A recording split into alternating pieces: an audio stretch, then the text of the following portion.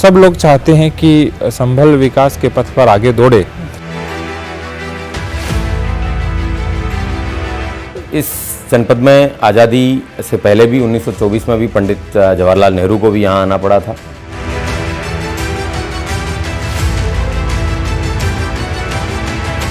उन्नीस 1948 से लेके 2019 तक करीबन 16 दंगे हैं जो जिसमें पुलिस और उपद्रवियों और कई बार हिंदू और मुस्लिम दोनों समुदायों के लोग भी आपस में भिड़े हैं।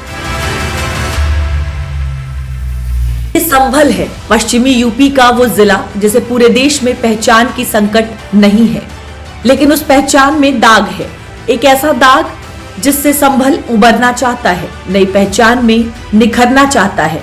संभल अब संवरना चाहता है।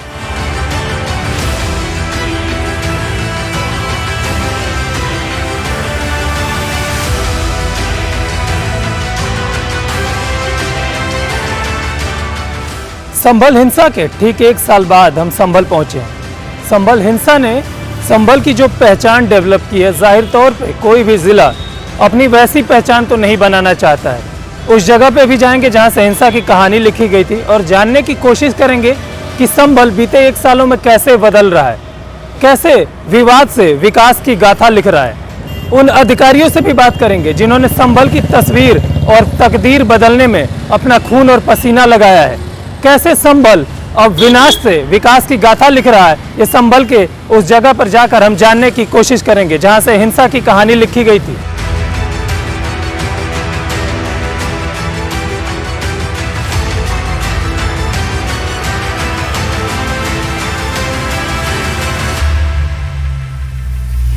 संभल वही शहर जहां एक साल पहले हिंसा ने शहर के आबो हवा को बदल दिया था। हर तरफ खौफ का मंजर था, सड़कों पर सन्नाटा पसरा था, बाजार बंद हो गए थे। अगर कुछ झलक रहा था तो लोगों के चेहरे पर डर। लेकिन इतिहास में अपने दामन पर लगे कालिक को मिटाने की कोशिश में लगा संभल अब धीरे धीरे संभल रहा है। संभल कितना संभला है, ये जानने के लिए डीडीयूपी की टीम सीधे उस जगह पर पहुंची जो जगह उस हिंसा की ताकीद कराती है। संभल की वही गली है जो हमें ताकीद कराती है उस हिंसा की, जिस हिंसा ने पूरे देश में संभल की पहचान बदल के रख दी थी, विनाश की एक गाथा लिखी थी। लेकिन बीते एक साल में वो तस्वीर बदली है। आज उसी जगह पे सन्नाटा भी है और सुरक्षा भी। हम उसी गली में खड़े हैं जहाँ पे हिंसा की तस्वीर दिखाई दी थी पूरे देश में। आज पीछे वही जामा मस्जिद है, जिस जामा मस्जिद के बाहर पत्थरबाजों ने पुलिस पे पत्थर बरसाए थे, आगजनी की थी, तोड़फोड़ की थी, पूरे संभल का माहौल खराब करके रख दिया था। लेकिन अब वही संभल विकास की नई गाथा लिख रहा है, सुरक्षा के घेरे में।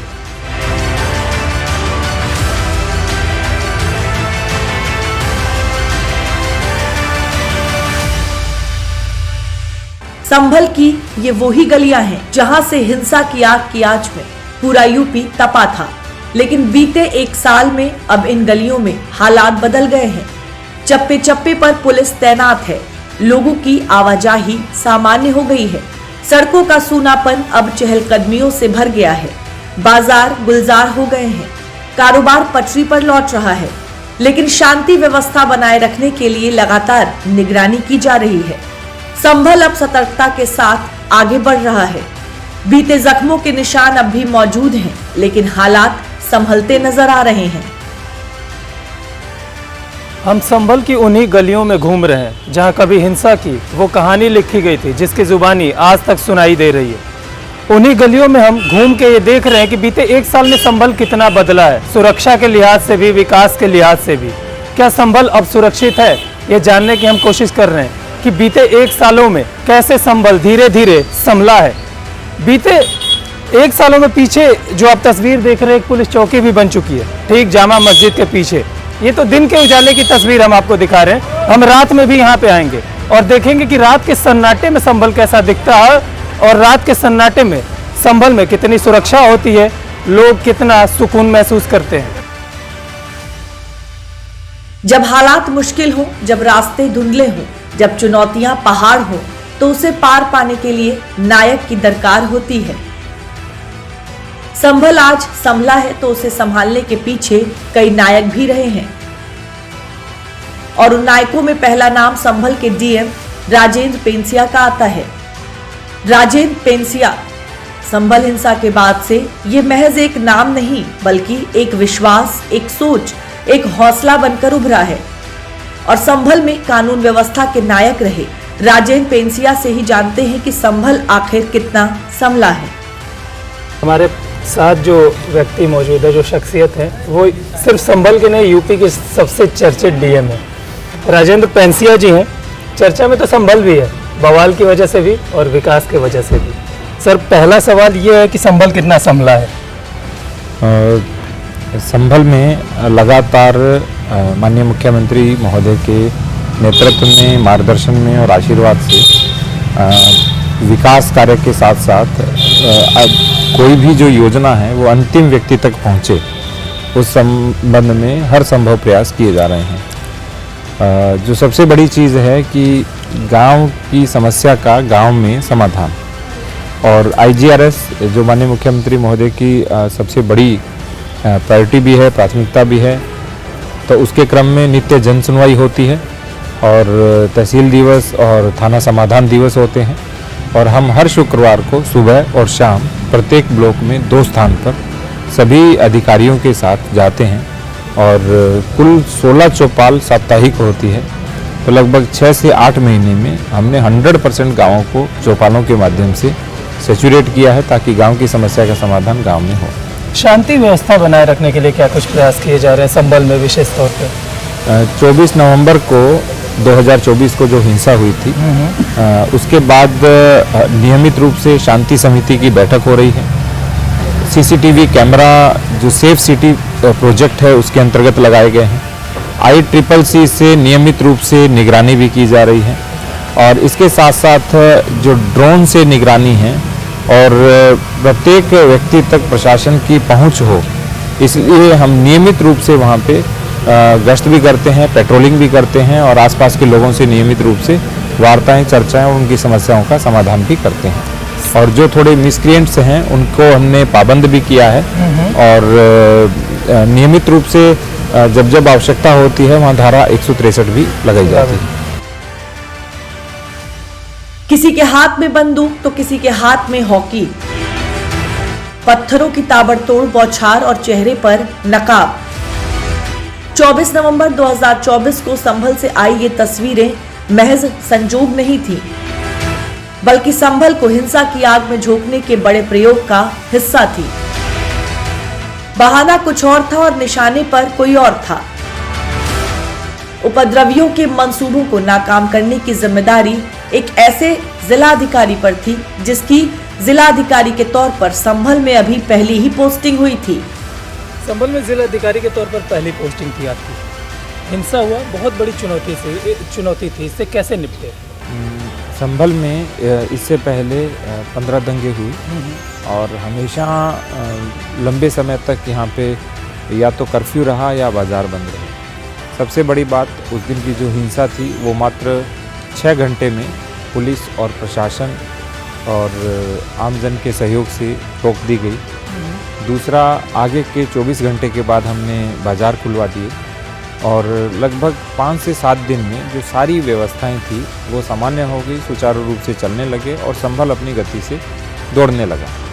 इसके पीछे जो सबसे बड़ा कारण था वो ये था कि जो क्विक रिस्पॉन्स होता है, हमने जैसे ही कोई बदमाशी करने का या समस्या उत्पन्न करने का प्रयास करता है, हम उस पर तुरंत या तो वैधानिक कार्रवाई करते हैं या उसे पाबंद करते हैं और ज़ीरो टॉलरेंस के साथ हमने काम किया। यही कारण रहा कि उसके बाद संभल में पूर्ण शांति बनी रही और घटना भी कोई नहीं हुई उस घटना के बाद। उस घटना के बाद कोई घटना नहीं हुई। सब आमजन का भी सहयोग रहा और सब विभागों का भी बहुत अच्छे से समन्वय रहा। और सबसे बड़ी बात, जब सब लोग चाहते हैं कि संभल विकास के पथ पर आगे दौड़े तो उसमें सब ने बढ़ चढ़कर सहयोग भी किया। हिंसा के 1 साल बाद संभल की अब तस्वीर भी बदल रही है और तकदीर भी, चाहे बात सुरक्षा की हो, प्रशासनिक व्यवस्था की हो या फिर संभल के विकास की। योगी सरकार अब संभल को पर्यटन का हब बनाने में तत्परता से लग गई है। बुनियादी सुविधाओं पर तेजी से काम किया जा रहा है। काशी, मथुरा, अयोध्या की तर्ज पर संभल में विकास हो रहा है। संभल को धार्मिक पर्यटन का प्रमुख केंद्र बनाने की दिशा में कई काम हुए हैं। संभल को सीएम योगी धार्मिक विरासत के पुनरुद्धार का प्रतीक बनाने पर जोर दे रहे हैं। संभल में 423 करोड़ में 68 मंदिरों और 19 कुओं का पुनर्निर्माण करने की प्लानिंग। योगी सरकार का संभल को ब्रज जैसा पर्यटन हब बनाने का प्लान है। संभल में माहिष्मती नदी पुनरुद्धार करने की योजना बनी है। संभल एक ऐसा जिला जिसकी पहचान यूपी के पिछड़े और दंगा फसाद वाले संवेदनशील जिले के रूप में थी, लेकिन संभल अब अपनी नई पहचान में संवर रहा है। जिले में हर दिन विकास की नई परियोजनाएं आकार ले रही हैं। प्रदेश सरकार और जिला प्रशासन के स्तर से युद्ध स्तर के प्रयास किए जा रहे हैं। संभल में मैं कई जगह पे घूम रहा हूँ, मैं देख रहा हूँ बीते 1 साल में काफ़ी विकास हुआ है। शांति के साथ साथ विकास, इसका मैनेजमेंट आपने कैसे किया? संभल में हमेशा आजीविका का संकट रहा। इसके लिए हमने 2-3 स्तर पर प्रयास किए। एक, जो शासन की विभिन्न प्रकार की ऋण से संबंधित योजनाएं हों या स्वयं सहायता समूह को आगे बढ़ाने से संबंधित हमारे NRLM के अंतर्गत कार्य हो, और इसके साथ साथ संभल को तीर्थ नगरी के रूप में विकसित करने का एक प्रकल्प हो। उसमें हमने लगभग 350 करोड़ का 50 किलोमीटर की परिक्रमा का प्रस्ताव है संभल का, वो भिजवाया है। वो शासन से स्वीकृत होने के बाद जब वो रोड बन जाएगी, उसके बाद संभल की जो एक्सेसिबिलिटी है, उसकी पहुंच है, वो NCR के बहुत पास हो जाएगी। दूसरा, गंगा एक्सप्रेस वे बनकर तैयार हो रहा है और अगले वर्ष आरंभ हो ही जाएगा वो। तो उसके बाद NCR से बहुत इजीली यहाँ पे सब लोगों का एक्सेस होगा। कनेक्टिविटी के साथ स्पिरिचुअल टूरिज्म। Spiritual tourism. और एक और बात, यहाँ पर हमारे यहाँ लगभग 250 एकड़ जो लैंड है वो उद्योग के लिए चिन्हित की गई है। तो वहाँ पे जब लोग आएंगे तो औद्योगिक रूप से भी विकास होगा, इंफ्रास्ट्रक्चर की दृष्टि से विकास होगा, और संभल को तीर्थाटन और पर्यटन की दृष्टि से भी संभल आगे बढ़ेगा। हिंसा की घटनाओं के बाद संभल के लिए बीता 1 साल चुनौती और बदलाव दोनों लेकर आया। उस दौर में तनाव और डर के माहौल से गुजरने वाला शहर अब धीरे धीरे सामान्य स्थिति की ओर लौटता दिख रहा है। प्रशासन ने सुरक्षा व्यवस्था को मजबूत किया है। संवेदनशील इलाकों में पुलिस की मौजूदगी बढ़ाई गई है और निगरानी पर खास ध्यान दिया गया है। आज संभल अगर सतर्कता से आगे बढ़ रहा है तो उसको आगे बढ़ाने में एक दूसरा किरदार भी है, और वो दमदार किरदार है संभल के SP कृष्ण कुमार विश्नोई। संभल जिले में अपने करीब 17 महीनों की पोस्टिंग को संभल के SP कृष्ण कुमार विश्नोई बेहद यादगार बता रहे हैं। हमारे साथ हैं संभल जिले के वो पुलिस कप्तान जिनकी अगुवाई में संभल जिले ने शांति और सुरक्षा की एक नई गाथा लिखी है। हाल ही में मुख्यमंत्री से इस काम के लिए सम्मानित भी किया गया। सर, रिस्क के साथ जब रिवार्ड मिलता है तो जिम्मेदारी और बढ़ती है। जनपद संभल में करीबन 17 महीनों की ये पोस्टिंग है। बड़ी यादगार पोस्टिंग रही है। इसमें 24 नवंबर 2024 को हुई हिंसा, और उसके बाद में जिस तरीके से हिंसा के बाद में शांति व्यवस्था को कायम रखने के लिए माननीय उच्चतम न्यायालय द्वारा दिए गए निर्देशों के अनुसार यहाँ पे शांति व्यवस्था कायम भी रखी गई। भविष्य में इस तरीके की घटनाएं ना हो, उसके लिए भी प्रयास किए गए कि 37 के करीबन चौकियाँ हैं वो खोली गई जनपद के एंट्री पॉइंट्स पे। संभल कस्बे के एंट्री पॉइंट पे, संभल कस्बे में जो महत्वपूर्ण जगह हैं जहाँ पे उपद्रवियों के द्वारा वहाँ उपद्रव किया गया था, उन सभी जगहों को भी कवर करते हुए इंफ्रास्ट्रक्चर में बदलाव किया गया, चौकियाँ बनाई गई और पुलिस फोर्स का डिप्लॉयमेंट किया गया। और उसके बाद में कई ऐसे अच्छे खुलासे हुए हैं जिन्होंने इस पोस्टिंग को अभी तक यादगार बनाया। शांति बहाल होने के बाद संभल ने विकास की रफ्तार पकड़ ली है। संभल में शांति बनाए रखना प्रशासन की सबसे बड़ी प्राथमिकता है। संभल में आजादी के बाद से ही दंगों का एक लंबा इतिहास रहा है, लेकिन 24 नवंबर को हुई हिंसा प्रशासन की सतर्कता से दंगे में तब्दील होने से बच गई थी। हिंसा के बाद से सब कुछ सामान्य रखना इतना आसान नहीं था, लेकिन प्रशासन के हौसले ने इसे हकीकत में तब्दील कर डाला। आप एक हीरो बनकर उभरे हैं, सबक क्या रहा है हिंसा का? आज तक इस जनपद में आज़ादी से पहले भी 1924 में भी पंडित जवाहरलाल नेहरू को भी यहाँ आना पड़ा था, तब भी दंगा हुआ था 1924 में। 1948 से लेके 2019 तक करीबन 16 दंगे हैं जो जिसमें पुलिस और उपद्रवियों और कई बार हिंदू और मुस्लिम दोनों समुदायों के लोग भी आपस में भिड़े हैं। लेकिन ये एक ऐसी स्थिति थी जिसमें माननीय न्यायालय द्वारा दिए गए निर्देश के आधार पर सर्वे करवाया जा रहा था। इसमें भीड़ और पुलिसकर्मियों के बीच में ही ये हिंसा है, ये घटना कारित हुई, लेकिन इसमें हिंदू पक्ष कहीं भी इन्वॉल्व नहीं हुआ। उसको हम कंटेन करने में सफल रहे, उसी के मध्य कारण है ये इस घटना में ज़्यादातर ना जनहानि हुई, ना ही ज़्यादा प्रॉपर्टी का है वो लॉस हुआ। संभल वो शहर जो किताबों में इतिहास पढ़ाता है और गलियों में सबक, लेकिन किताब से लेकर गलियों तक संभल का दामन हिंसा से दागदार है। संभल के इतिहास का सबब हमेशा एक सबक देता है। बीते 1 सालों में अगर संभल बदला और संभला है तो उसमें सबसे बड़ा रोल संभल के इतिहास से लिए गए सबक का है। पीस कमेटी का गठन हुआ, सुरक्षा के लिहाज से और क्या बड़े कदम उठाए जा रहे हैं? 24 नवंबर को जो घटना हुई थी वो करीबन 5-साढ़े 5 घंटे चली थी। उसके बाद में संभल के इतिहास के ऊपर मंथन किया गया कि इस तरीके की घटनाएं क्यों होती है, कब कब होती है, किन किन परिस्थितियों में हुई हैं।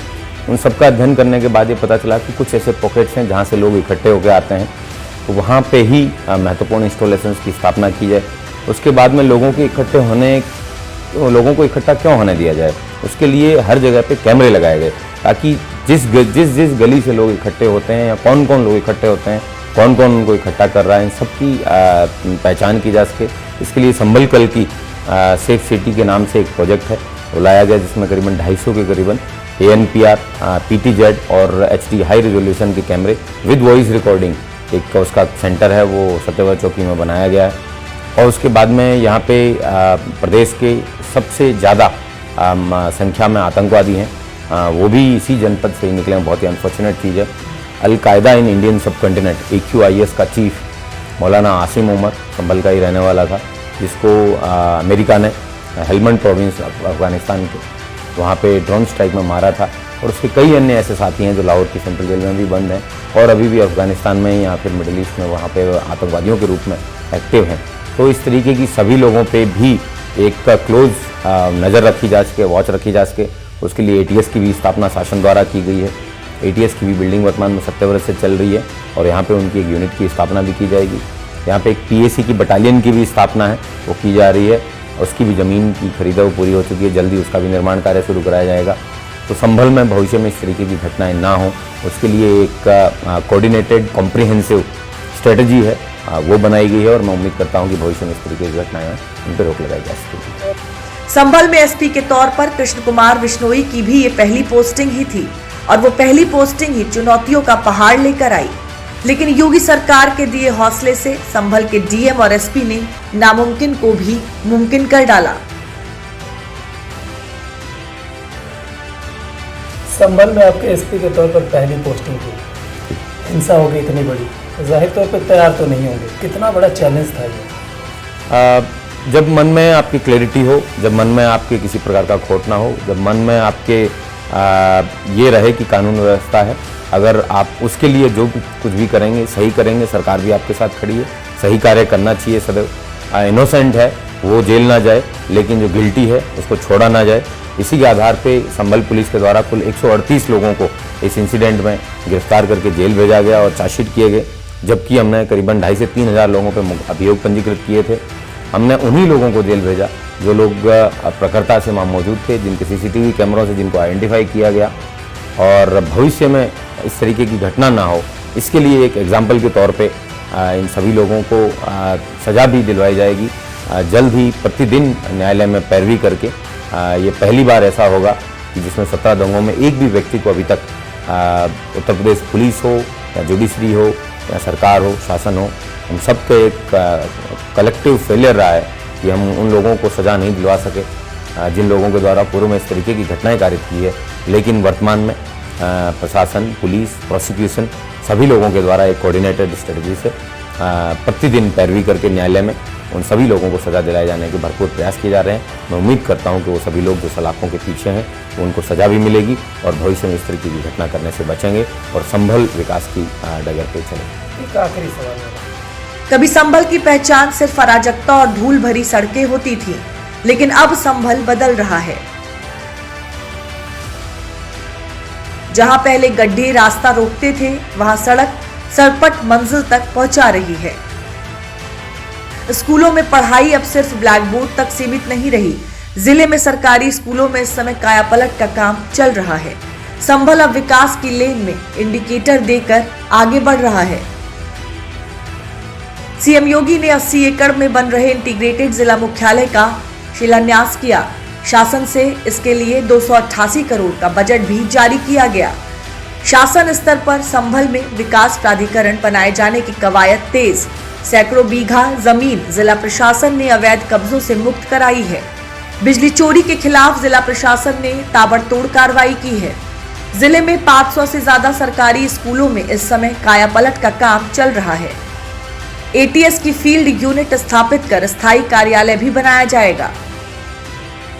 जनपद का मुख्यालय है वो बैजोई में बन रहा है। उसके साथ साथ जितना भी संभल प्रदेश के अंदर एक्सपोर्ट्स में टॉप 10 में है, बच्चों की पढ़ाई के लिए, शिक्षा के लिए, मिशन शक्ति के लिए विभिन्न प्रकार की गवर्नमेंट की जो योजनाएं हैं वो प्रॉपर बीट पुलिसिंग के माध्यम से जन जन तक पहुंचे, इस तरीके के सभी कार्य हैं वो संभल पुलिस के द्वारा प्रशासन के साथ मिलकर किए जा रहे हैं। मैं उम्मीद करता हूं कि संभल को जल्द ही दंगों की वजह से नहीं बल्कि विकास कार्यों की वजह से जाना जाएगा।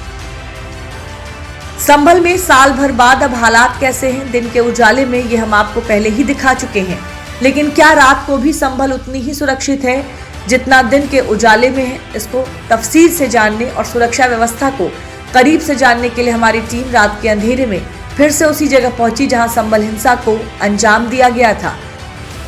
संभल के उसी जामा मस्जिद के पास।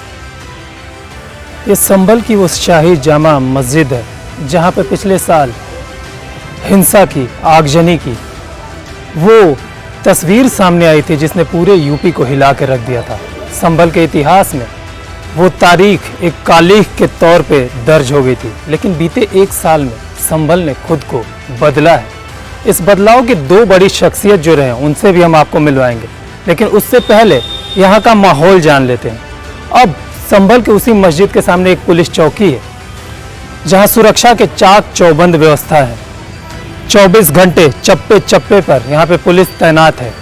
हिंसा जैसी कोई चीज़ नहीं है, तनाव जैसी अब बीते एक साल में कोई चीज़ नहीं है। संभल अब धीरे धीरे संभल रहा है। संभल अब विकास की नई गाथा लिख रहा है। यानी संभल अब रात के अंधेरे में भी उतना ही सुरक्षित है जितना दिन के उजाले में। और इस सुरक्षा के पीछे योगी प्रशासन का एक अहम फैसला भी है। दरअसल संभल के जामा मस्जिद के ठीक सामने अब एक पुलिस चौकी बन चुकी है जिसका नाम है सत्यव्रत। हमारी टीम उस पुलिस चौकी भी पहुंची और सुरक्षा के सिस्टम को भी समझा। इस वक्त हम संभल में उस जगह पे हैं जहाँ पे नई चौकी बनी है, सत्यव्रत चौकी, जो संभल हिंसा के बाद बनाई गई। सत्यव्रत नाम आपको दिख रहा होगा। इसमें सत्य भी है, व्रत भी है। व्रत सुरक्षा का है।